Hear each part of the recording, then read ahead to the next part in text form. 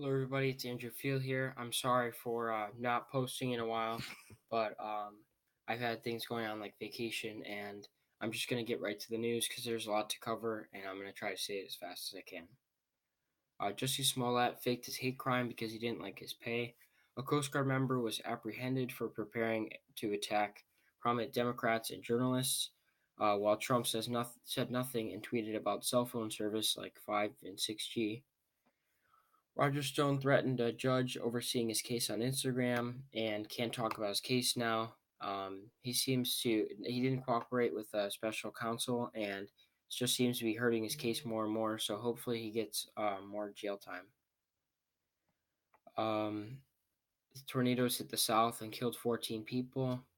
With the Trump Kim talks, um, I didn't understand why the Cohen testimony took most of the news the first day of the Trump Kim talks, but it didn't really matter because the meetings abruptly ended with North Korea not taking the U.S. demands. Um, Pence met up with Guaido, the opposition leader for Venezuela.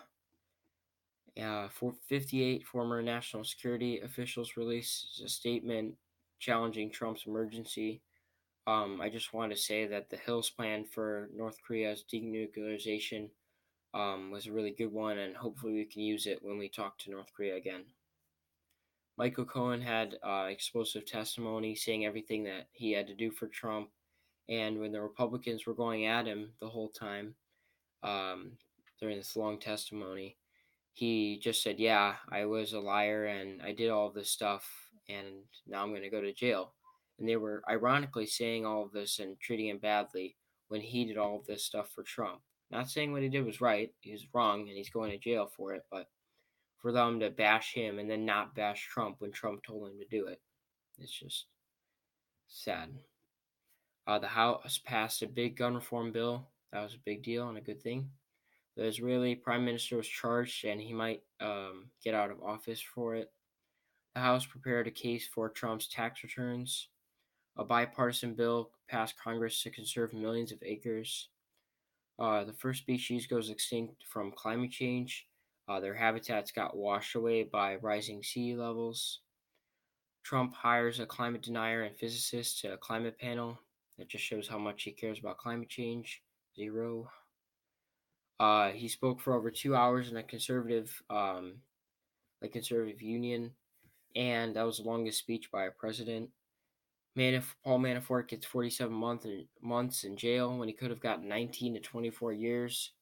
The judge was very lenient on the sentencing, but it might not even matter because he's going to have another case with another judge for different other crimes like witness tampering, which could lead to up to 10 more years. So he might end up getting justice anyway. A report by CNN, that was a report by the Post, says that Trump made 9,014 false claims in 773 days in office. If you think about that, that's pretty scary. A lady in Arizona got scratched by a Jaguar after jumping a fence to take a selfie. And hopefully there aren't a lot of people that are as stupid as this lady because um, to get a picture with a Jaguar, um, like a selfie, her in the photo with the Jaguar, she jumped a fence, not into there was a fence before the fence, but to get right next to Jaguar, and he scratched her through the cage. So, I mean, was it worth it now? I don't think so. With the Boeing 737 MAX 8s, there have been multiple instances now where they've crashed in a matter of months. One in, I think, Ethiopia just crashed where there were no survivors, and now Indonesia and China have grounded their planes because of it. And Chuck Schumer was asking for a federal investigation into the plane type. Pete Buttigieg is an interesting candidate for 2020. Now, I'm going to be able to vote for the first time in 2020, and I don't know who I'm going to vote for yet, but he seemed pretty interesting being a mayor from um, Garybound, Indiana, and was running as a Democrat and in a very red state, and being 37, so he'd be the youngest president ever.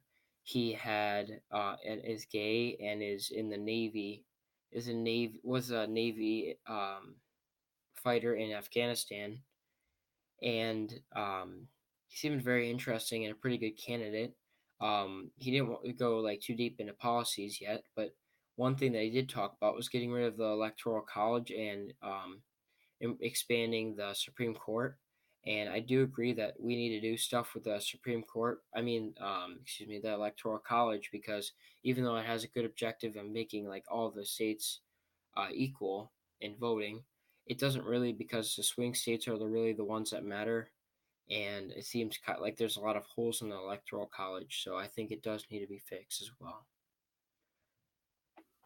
Nuclear power can help with climate change. The only problem is with the radiation. You have to be very careful with it. So I wouldn't put that as the main solution here in Illinois. Nuclear energy is a big thing, but I would say that nuclear power should be one of many um, renewable sources that we should use or switch to nationally.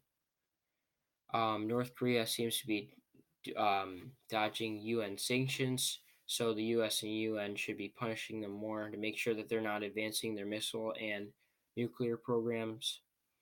Walking in the woods will be more rare from climate change. A lot of things are going to be different by 2050 with climate change. And, we really need to appreciate what we have now, because activities like walking in the woods are going to be rare. And, yeah, so it's big to appreciate nature now.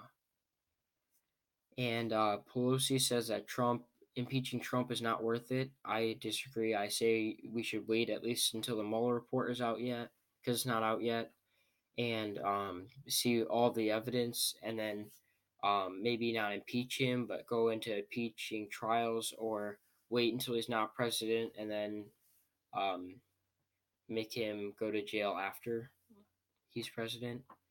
And with India and Pakistan, tensions seem to be um, easing after a Pakistan returned an Indian pilot that they captured after they were fighting each other in the air, an aerial attack, and tensions seem to be escalating for a while. I saw that Pompeo said something um, to like India and Pakistan, because we're allies to both nations, but it's really not. Trump isn't really doing anything, and that upsets me. But it's not worth it. India and Pakistan, just stand down, think about why it wouldn't be necessary to potentially nuke each other, and think about what it would do for the world. So I'm glad that tensions are easing, and I hope the two countries can get along with one another. If you guys liked the video, please like and subscribe, and I will see you all in the next video. Peace, guys.